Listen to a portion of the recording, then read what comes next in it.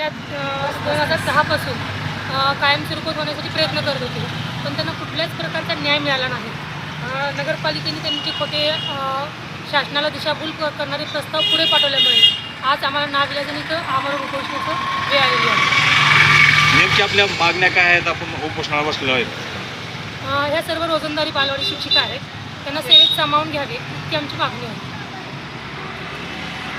नगर प्रशासन नगरपालिका आजपर्यंत 2001ला जे प्रस्ताव केला होता त्याच्यावर कुठल्याही प्रकारची त्यांनी पुढे मागणी केली नाही, कारवाई केली नाही.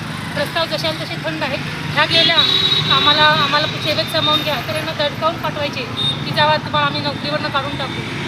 त्यामुळे नाच उशीर झालेला आहे. जिल्हाधिकाऱ्यांना काय संदर्भात निवेदन वगैरे दिलं? जिल्हाधिकाऱ्यांना निवेदन दिलं, पुन्हा आम्ही औरंगाबादच्या ठिकाणी निवेदन दिलं, नवी विकास मुंबई तिकडं मुंबईला निवेदन दिलं, माननीय एकनाथजी शिंदे साहेबांना निवेदन दिलं.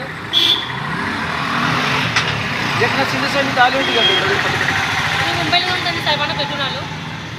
मग साहेबांनी का आपल्याला आश्वासन दिलेलं का? ज्यावेळेस आम्ही साहेबांकडे पाठपुरावा केला, नगरपालिकेत ज्यावेळेस आम्ही पाठपुरावा केला त्यावेळेस नगरपालिकेने खोटी आणि शासनाला दिशाभूल करणारी माहिती मागवली. त्यावेळेस आम्ही स्वतः शिंदे साहेबांना जाऊन भेटले असता शिंदे साहेबांनी तिथं जे काही ह्या प्रस्तावाबद्दल तरतुदीच्या कारवाईचा अहवाल पुन्हा रिपीट मागितला आणि त्या अनुषंगाने आता आमची फाईल सचिवांकडे आहे. तर ती फाईल आमच्याकडे 8 महिने झालं पेंडिंग आहे, तर त्याच्यावर सुद्धा कुठली कारवाई होत नाही. बरं, हे धाराशिव नगरपालिकेमध्येच असं आहे का सर्वत्र अशी परिस्थिती आहे?